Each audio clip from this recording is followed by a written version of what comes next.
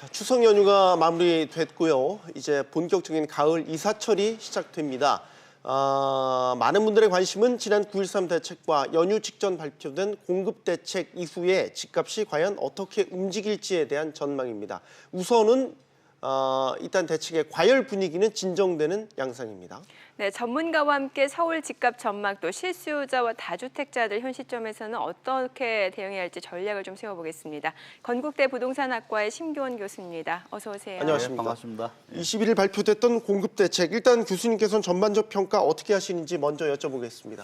예, 먼저 지금까지 수요 억제책만 정부가 썼었는데 공급책으로 바뀌었다는 것은 굉장히 획기적인 발상의 전환 같습니다. 네. 그래서 높은 점수를 줄 수 있겠습니다. 그리고 전체 물량 측면에서 봤을 때도 네. 30만 원나 되는 물량이 나오기 때문에 굉장히 네. 긍정적이다라고 볼 수는 있겠지만은 실제 내용을 들여다보게 되면은 지금 단기적인 정책으로는 좀 맞지가 않다. 중장기적인 정책으로는 괜찮지만은 지금의 뭐 시장의 상승세라든가 이런 것들을 잠재우기에는 좀 역부족이 아닌가라고 보여집니다. 네. 네.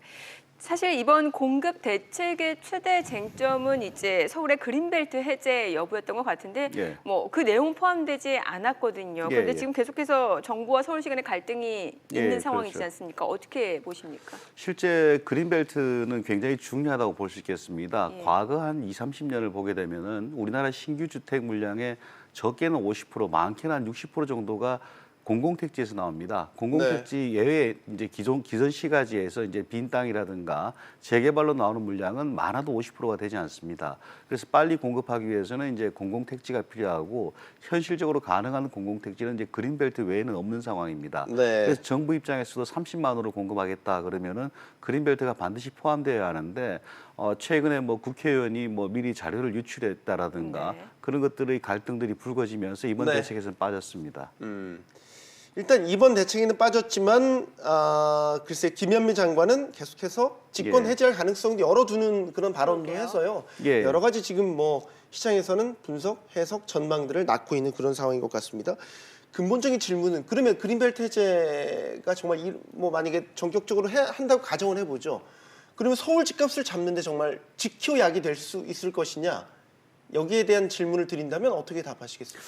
예, 그 효과에 대해서 이제 단기냐, 중기냐, 장기냐에 따라 달라집니다. 네. 단기적으로는 입주 시점까지는 집값은 계속 오르는 모습을 보입니다. 과거에 200만 호라든가 준농림지를 이제 계획 완화를 해서 아파트를 많이 공급한 적이 있는데 그때를 보더라도 처음에는 개발 호재로 인식하기 때문에 네. 집가가 오르고 두 번째는 그 토지 보상금이 많이 풀려서 다시 폭등하는 사태가 나타납니다. 그러나 입주 시점에서는 거의 폭락에 가까운 모습을 보여줘서 중장기적으로 안정세를 보여주고 있고 그리고 이제 우리나라가 이제 뭐 거의 기록을 남기기 시작한 게 86년 이후인데 그때부터 이제 안정된 데를 보게 되면 200만 호하고 준농림지 공급으로 인한 토지 공급 확대 두 개 외에는 없습니다. 네. 그리고 선진국 대도시들 연구를 봐도 어떤 도시는 그린벨트를 유지한 도시가 있는데 그 도시는 최근 30년간 가격이 폭등했다는 자료가 있고 그 반면에 뭐 좀 어설프긴 하지만은 그린벨트를 풀어서 주택 공급을 많이 한 지역 같은 경우에는 가격이 안정세 혹은 마이너스를 보인다는 연구가 있습니다. 그래요? 그런 것들 봤을 때는 이제 뭐 그린벨트 해제가 어느 정도 필요하지 않는가라고 보여집니다. 네. 그러면 그 공급 대책 내에서 그 3개 신도시 카드는 어떻게 평가를 하십니까? 예, 그 신도시에 대해서 지금 평가하기는 좀 이른 것 같습니다. 네. 위치라든가 각각의 규모가 밝혀지지 않았기 때문에 그렇습니다. 적어도 이제 강남에서 출퇴근할 가능성이 있는 만 30분 거리 내의 대중교통이라든가 그 광역교통 기반이 좀 마련된다면 가격 안정 효과가 있는 것 같습니다.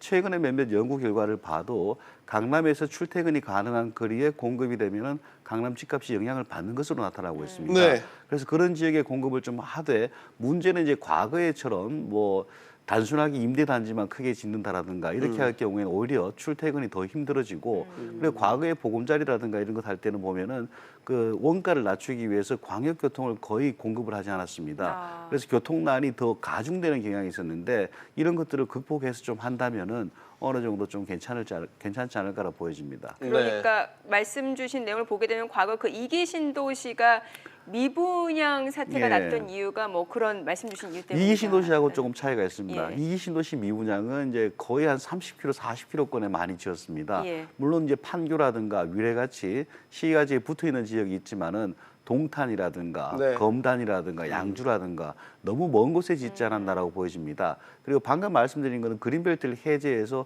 보금자리 주택이라든가 행복주택을 공급한 사례입니다. 아, 예. 그것들은 굉장히 양질의 입지했지만은 사실 원가 낮추기 위해서 도로를 거의 공급을 안 했거든요. 예. 그래서 그런 지역 같은 경우에는 지금 또 주민들이 지속적으로 반발하고 있습니다.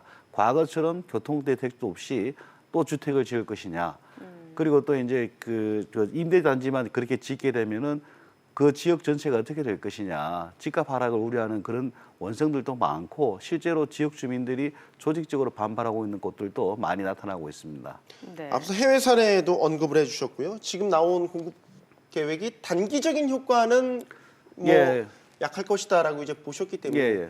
그럼 뭐 단기, 장기 전체적으로 아울러서요. 지금 예. 공급 계획에 있어서 정부가 안으로 제시할 수 있는 카드가 뭐가 있을까라고 보신다면 어떤 제언을 하시겠습니까? 사실 정부에서는 단기적으로 이렇게 공급 대책을 해서는 가격 안정화를 할 수는 없습니다.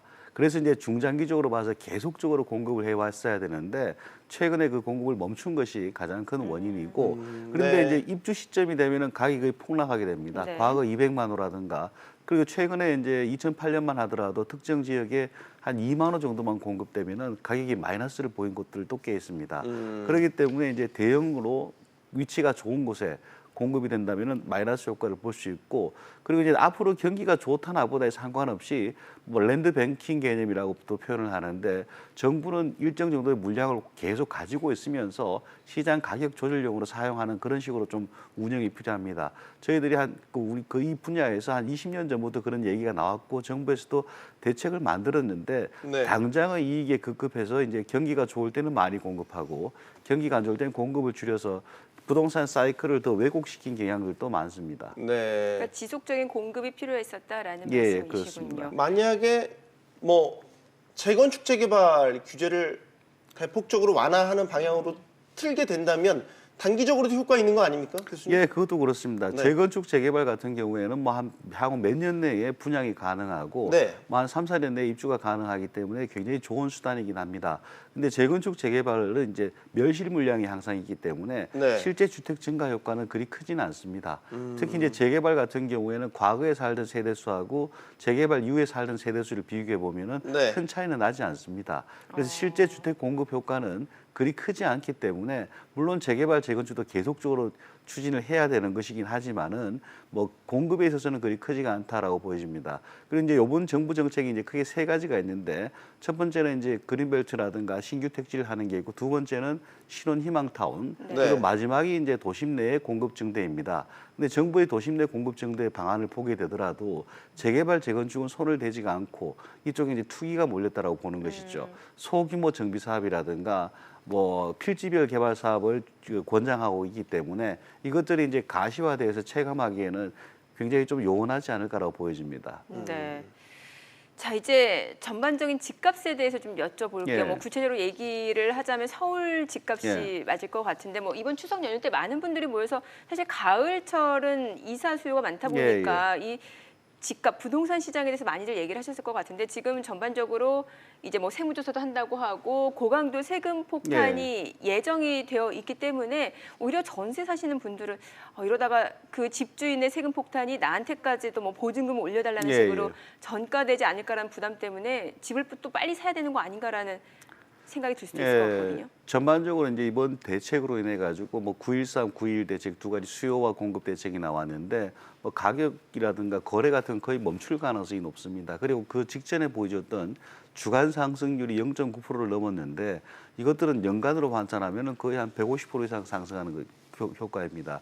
그렇기 때문에 그 폭등세는 뭐 정부 대책이 있든 없든 간에 진정이 되기 마련이고 네. 그런 차원에서 진정은 되었지만은 실제 가격 안정까지 가기엔 좀 험난하다. 그리고 이제 전세 시장 같은 경우에는 특히 지금 이제 대출 규제 같은 것들이 강하게 있어가지고 매매 수요로 가던 것들이 전세로 잠겨 있는 경우가 많습니다. 네. 전세 수요가 그만큼 늘어났다는 그러니까요. 것이죠. 그렇게 될 경우에는 이제 수요가 많은 상황에서는 집주인의 그 조세 같은 것 부담을 세입자한테 전가할 가능성이 높습니다. 네. 그래서 일부 지역 같은 경우에는 벌써 전세가가 이상 조짐을 보이는 것들도 나타나고 있습니다. 전세 대란 가능성도 충분히 전세 대란까지 가지기에는 좀 정부 규제가 워낙 세기 때문에 그렇지만은 크게 보면 이제 아까 방금 말씀드린 수요가 늘어나서 전세가 올라가는 압력이 있고 네. 또 하나는 매매가가 워낙 올라가면은 전세가율을 유지하고 싶어서 전세가가 올라가는 효과들도 있습니다. 그래서 두 가지 다 상방이고 마지막으로 이사철이라는 수요가 있기 때문에 예. 전세가는 뭐 좀 불안할 가능성이 높아 보입니다. 네. 그렇군요. 이런 분들은 그러면 기다리는 게 낫겠습니까? 집을 빨리 사는 게 그러게요. 너무 이제 단순한 질문 드리기 좀 예. 그러긴 한데 지금 현실적인 고민이어서 또 그래요. 지금 상황에서는 이제 금리 인상도 예상되어 있고 정부 규제가 이제 추가적으로 계속된다 이런 식으로 하고 있기 때문에 당장은 좀 곤란한 측면이 있습니다. 그렇지만 중장기적으로는 서울시장 같은 경우에는 상승할 가능성이 더 높다라고 보는 사람이 많기 때문에 관심을 가지는 게 필요하고 그리고 정부에서 추가로 대량 물량을 풀겠다라고 했습니다. 이런 것들은 이제 신규 청약 기회가 상당히 많아진다라는 네. 의미가 있기 때문에 그쪽 중심으로 해서 하거나 아니면 서울 시내에 뭐 신규 분양 같은 것들을 중심으로 관심을 가지면 좋을 것 같습니다. 다주택자들은 어떻게 해야 되겠습니까? 임대사업 등록을 해야 되겠습니까? 혜택도 줄긴 했지만 예. 강남 일대는 또 많이 임대사업 등록 문의하시는 분들도 많다고 예, 예. 해서요. 오히려 증여가 더 늘었다고 하더라고요. 맞습니다. 다주택자 같은 경우에는 다주택자가 두 가지로 분류가 됩니다. 정부의 혜택을 받을 수 있는 다주택자 사업자가 있고 네. 혜택을 못 받는 경우가 있습니다. 못 받는 경우에는 뭐 자금 여력이 있거나 이런 분들이 많고 그분들은 버티기에 돌입하는 사람들이 많은 것 같습니다. 그리고 몇 년간 세금이 올라봐야 뭐 집 한 달 움직이면은 그 몇 년치 세금은 다 거의 많이 할 수 있다 아, 예. 그렇게 보기 때문에 그 네. 대신에 이제 임대사업 등록에서 혜택을 받으시는 분들은 상대적으로 소규모의 주택이 많고 그렇기 때문에 그런 쪽으로는 굉장히 늘어나는 것 같습니다. 그리고 이제 뭐 증여 같은 경우에는 작년부터 올해까지 계속적으로 그러니까요. 몇 배 이상 늘어날 정도로 늘어나고 있으니까 그쪽도 관심을 가질 필요가 있습니다. 결론적으로 말씀드리면은 이제 뭐 좀 부담이 되거나 뭐 월 수입이 적거나 그런 분들 같은 경우에는 임대사업 등록을 하시는 게 유리할 것으로 보이고 그 외에 이제 뭐 자금력이 있거나 이런 분들은 나름대로 또 이제 버티는 것들도 하나의 네. 방법이 아닌가라 보여집니다. 알겠습니다. 네. 자, 그리고 추석 연휴 이후에 지금 뭐 주택 시장, 부동산 시장의 흐름을 바꿀 변수들 뭐 여러 가지가 있겠습니다만 일단 대출 규제가 더 강화된다라는 거 아니겠습니까? 예, 예. 그래서 실수요자들이 오히려 더 큰 영향을 받을 수 있다라는 예. 우려도 나오는 게 사실이고요.